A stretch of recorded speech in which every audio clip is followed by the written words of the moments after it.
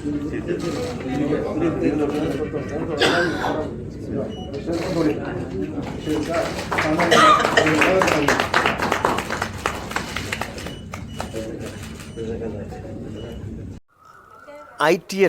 Group CH സെൻറ്ററിന് അനുഗ്രഹമായി ഏതാണ്ട് 9 കോടിയോ 10 കോടി രൂപയ്ക്ക് അടുത്ത് വിലമതിപ്പുള്ള വസ്തുവകൾ, അതായത് നിർധനരായ രോഗികൾക്ക് ആശ്രയമാകാൻ വേണ്ടി എക്സ്റേയും ഒരു നിരവധി പദ്ധതികളാണ് ഒരുക്കി തന്നെ. അതിന് അതിൻ്റെ ആ വസ്തുവിൻ്റെ പ്രമാണം കൈമാറ്റം ചെയ്യുന്നതിനായി അബൂബക്കർ മുഹമ്മദ് ഹാജിയും അതുപോലെ തന്നെ അദ്ദേഹത്തിൻ്റെ അനിയൻ സിദ്ദീഖും പങ്കെടുക്കുന്ന ചടങ്ങിൽ സിദ്ദീഖിൻ്റെ വാക്കുകൾ വളരെയധികം വിലപിടിപ്പുള്ളതായിരുന്നു. നമുക്ക് സിദ്ദീഖിൻ്റെ വാക്കുകളൊന്ന് കേൾക്കാം. ക്ഷണിച്ചുകൊണ്ട് 2 വാക്ക് സംസാരിക്കാൻ മാത്രമേ ആഗ്രഹിക്കുന്നുള്ളൂ. CHൻ്റെ മാലാകമാരെ, അതല്ലെങ്കിൽ ഞാൻ എപ്പോഴും പറയുന്നൊരു പദമുണ്ട്. കഴിഞ്ഞ 2 പതിറ്റാണ്ടായി RCCയുമായി വളരെയധികം അടുപ്പമുള്ള ഒരു വ്യക്തിയാണ് ഞാൻ. അതിന് കാരണം എൻ്റെ സഹോദരനായിരുന്നു. അതിനുശേഷം 2004 CHൻ്റെ പ്രവർത്തനം തുടങ്ങുന്ന സമയം മുതൽ മുൻനിരയിലെങ്കിലും അവരുടെ കൂടെ ഒരു സഹയാത്രികനായി യാത്ര ചെയ്യാൻ എനിക്കും എൻ്റെ കുടുംബത്തിനും കഴിഞ്ഞിട്ടുണ്ട്. തീർച്ചയായും അതൊന്നും ഒരു പ്രതിഫലം തേടിക്കൊണ്ടുള്ള യാത്രയായിരുന്നില്ല. ഇന്നിവിടെ ഞങ്ങളാൽ ചെയ്യപ്പെട്ട, അല്ലെങ്കിൽ കുടുംബത്തിൽ നിന്നും കൊടുക്കപ്പെട്ട ഈ ഒരു സ്ഥലം, ഇവിടെ ഈ സാറ് പറഞ്ഞു അതിൻ്റെ വില 7-6 കോടി. സത്യത്തിൽ അതൊരു വില ഞങ്ങളെ സംബന്ധിച്ചത് വിലയല്ല. അത് എൻ്റെ ജ്യേഷ്ഠൻ കണ്ട ഒരു സ്വപ്നം മാത്രമായിരുന്നു. അത് അദ്ദേഹത്തിൻ്റെ സ്വപ്നം എന്നുള്ളതിൽ ഉപരി അദ്ദേഹം കണ്ട വരാനിരിക്കുന്ന ഒരുപാട് കാലങ്ങളിൽ അനുഭവിക്കാൻ പോകുന്ന രോഗികൾക്ക് വേണ്ടി എന്ത് ചെയ്യണമെന്ന് അദ്ദേഹം മുൻകൂട്ടി വരച്ചു വെച്ച ഒരു അടയാളമുണ്ട്, അതിൽ രേഖയുണ്ട്. അദ്ദേഹം ഇന്ന് നമ്മുടെ കൂടെ ഇല്ല.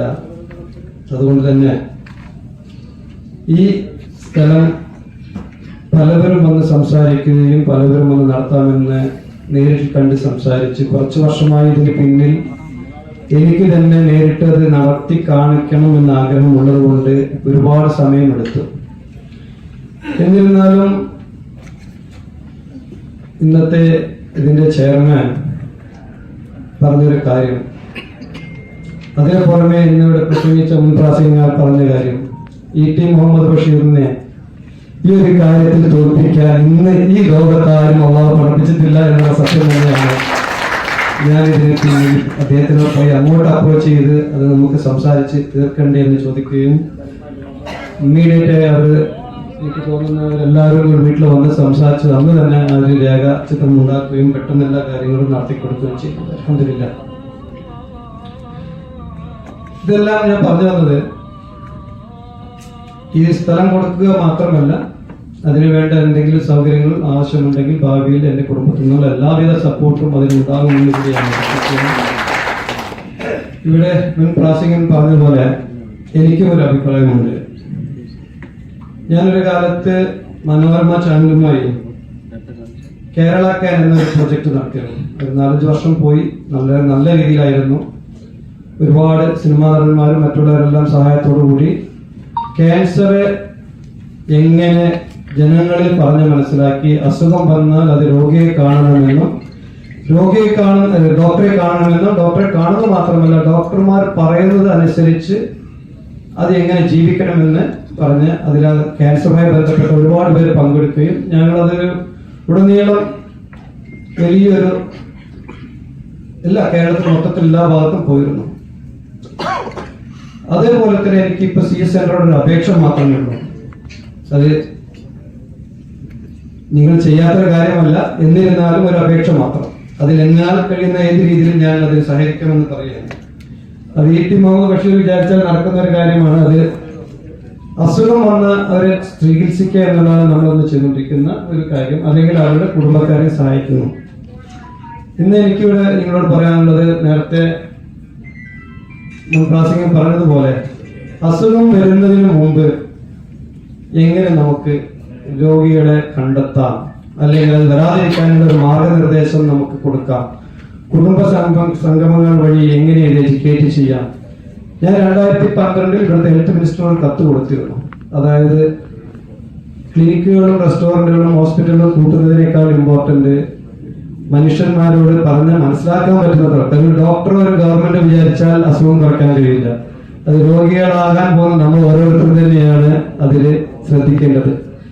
അപ്പൊ ഞാൻ പറയുന്ന ഒറ്റ കാര്യമേ ഉള്ളൂ, മൃഗങ്ങളായാലും പക്ഷികളായാലും സുബഹിക്ക് ശേഷം മാത്രമേ, സൂര്യോദയത്തിനും സൂര്യാസ്തമയത്തിനും മുമ്പ് മാത്രമേ ഭക്ഷണം കഴിക്കുള്ളൂ. പക്ഷെ മലയാളികളായ നമ്മൾ, അല്ലെങ്കിൽ രോഗികളാകാൻ പോകുന്ന നമ്മളെല്ലാവരും അസമയത്തുള്ള ഉറക്കം, അസമയത്തുള്ള ഭക്ഷണം മാത്രമാണ് നമ്മളെല്ലാവരും രോഗികളാക്കുന്നത്. അതുകൊണ്ട് അതിലൊരു ശ്രദ്ധ കൊടുക്കേണ്ട രീതിയിലേക്ക് നമുക്കൊരു ക്യാമ്പയിൻ നടക്കാൻ കഴിഞ്ഞാൽ തീർച്ചയായും അതൊരു വലിയൊരു വിപത്തിനെ അല്ലെങ്കിൽ ആപത്തിനെ നിന്ന് നമ്മളെല്ലാം രക്ഷപ്പെടുത്തുമെന്ന് വിശ്വസിക്കുന്നു. നിങ്ങൾ ഞങ്ങൾക്ക് നൽകിയ ഈ സ്വീകരണത്തിനും അല്ലെങ്കിൽ ഈ ഒരു ഇവിടെ ഒരു സ്നേഹസാദര കുടുംബക്കാഴ്ചയിൽ ഇവിടെ കൂട്ടിയതിൽ നിങ്ങൾ നൽകുന്ന ഫലപ്പെട്ട പ്രാർത്ഥന തന്നെയാണ് ഞങ്ങളുടെ എല്ലാവരുടെയും പിന്നിലെ വിജയം. ഞങ്ങൾ കച്ചവടത്തിലും അതല്ലെങ്കിൽ ജീവിതത്തിലും വർക്കത്തുണ്ടാവാൻ വേണ്ടി നിങ്ങൾ എല്ലാവരും പ്രാർത്ഥിക്കണം. ആ പ്രാർത്ഥനയാണ് ഞങ്ങൾക്ക് നിങ്ങളിൽ നിന്ന് ആവശ്യമുള്ളതും അല്ലെങ്കിൽ അള്ളാഹുവിൽ നിന്ന് ഞങ്ങൾ പ്രതീക്ഷിക്കുന്നത് തന്നെയാണ്. നിങ്ങളുടെ ഓരോ പ്രാർത്ഥനയും അള്ളാഹു സ്വീകരിക്കുമാറാകട്ടെ. നമ്മളുടെ ഉദ്ദേശിച്ച ഫലങ്ങൾ എന്താണോ അത് അള്ളാഹു നടത്തി തരട്ടെ. അതിൽ കൂടി എനിക്ക് ഒരു കാര്യം ആ പ്രസന്റേഷനിൽ പറഞ്ഞപ്പോൾ ഇഷ്ടപ്പെട്ട ഒരു കാര്യം ഇവിടെ പറയാതിരിക്കാൻ വയ്യ. ഞാൻ മുഹമ്മദ് ഖാനെ തിരുവനന്തപുരത്ത് സ്ഥിരമായി സന്ദർശിക്കുന്ന സമയത്ത് അദ്ദേഹം എന്നോട് പറയുന്ന കാര്യങ്ങളുണ്ടായിരുന്നു. 6 മാസം, 1 വയസ്സ്, 4 വയസ്സ്, 5 വയസ്സുള്ള കുട്ടികൾക്കൊക്കെ കീമോ കൊടുത്തുകൊണ്ട് കുട്ടികൾ കരയുന്ന വിഷമങ്ങൾ ഇന്നും പങ്കുവെക്കാറുണ്ട്. അന്ന് അദ്ദേഹത്തിന് മനസ്സിൽ വലിയ വിഷമമുള്ളത് നമ്മുടെയൊക്കെ സമയം കഴിഞ്ഞു, പക്ഷേ ജനിച്ചു വീഴുന്ന കുട്ടികൾക്ക് അള്ളാഹു കൊടുക്കുന്നതിന് എന്താ ചെയ്യാൻ പറ്റാതൊക്കെ ഞാൻ പറയുമായിരുന്നു. പക്ഷെ ഇന്ന് ഇവിടെ മനസ്സിലാക്കാൻ കഴിഞ്ഞത് ഈ CSND സ്ഥലം കുട്ടികൾക്ക് വേണ്ടി അല്ലെങ്കിൽ പീഡിയാട്രീഷ്യൻ സെന്റർ ആയിട്ട് ഉപയോഗിക്കുന്നു എന്ന് കേട്ടതിൽ അത് അദ്ദേഹത്തിന്റെ കൂടി ഒരു പ്രാർത്ഥന അല്ലെങ്കിൽ അദ്ദേഹത്തിന്റെ കൂടി മനസ്സ് അതിൽ അള്ളാഹു സുബ്ഹാനഹു വ തആല അറിഞ്ഞു കൊടുത്തതാണ് എന്നാണ് എനിക്കിപ്പോൾ തോന്നുന്നത്. കാരണം ഞാൻ ഈ സംഭവം ഡിസ്കസ് ചെയ്യുക അല്ലെങ്കിൽ പറയുകയൊന്നും ചെയ്തിട്ടില്ല. പക്ഷെ ഇന്ന് ഇവിടെ വന്നപ്പോൾ അദ്ദേഹം പറഞ്ഞപ്പോൾ എനിക്ക് മുഹമ്മദ് ഖാന്റെ മനസ്സിലുണ്ടായിരുന്നത് അത് അള്ളാഹു ഇവിടെ നടത്തിത്തന്നു എന്ന് തോന്നുന്നു. അള്ളാഹു ഈ സ്ഥാപനം നല്ല രീതിയിൽ നടത്തുവാനും അതിന് CHന്റെ മാലാകമാർ ലോകമെങ്ങാനും ഉള്ള സഹായ പ്രവർത്തനം ചെയ്യുന്ന എല്ലാവരും അതിലൂടെ ഒരുമിച്ച് നിൽക്കാനും അള്ളാഹു അവർക്ക് ഒരുമിച്ച് നിൽക്കുന്നവർ അള്ളാഹു അവരെ ആരോഗ്യത്തോടെ ആയുസ് കൊടുത്തുകൊണ്ട് നിലനിർത്തിട്ട് എന്ന് പ്രാർത്ഥിക്കുകയും നൽകിയ സ്നേഹത്തിനും കരുതലിനും നന്ദി അറിയിക്കുന്നു. ഇൻഷാ അല്ലാഹ് ഞാൻ പ്രസംഗം അവസാനിക്കുന്നു. വാഖിർ ദഅവാന അൽഹംദുലില്ലാഹി റബ്ബിൽ ആലമീൻ. അസ്സലാമു അലൈക്കും. അടുത്തതായി CSNയുടെ തുടർ പ്രവർത്തനങ്ങളെ പദ്ധതി വിശദീകരിക്കുന്നതിന് ബഹുമാനിയായ ബഷീർ അവർ നമ്മിൽ നിന്ന് ആഗ്രഹിക്കുന്നത് വരുമാനത്തിലും സ്ഥാപനത്തെ എത്തിക്കുന്നതിന് കൂടുതൽ ശക്തമായ ഓരോ സ്റ്റെപ്പുകളാണ്. അങ്ങനെ എല്ലാ പിന്തുണയും വർദ്ധിച്ച് കൂടെ ഉണ്ടാകുന്നുണ്ട്. മഹത്തായ ഈ ചടങ്ങിലെ ഉദ്ഘാടന പ്രസംഗം നിർവഹിക്കുന്നതിന് വേണ്ടി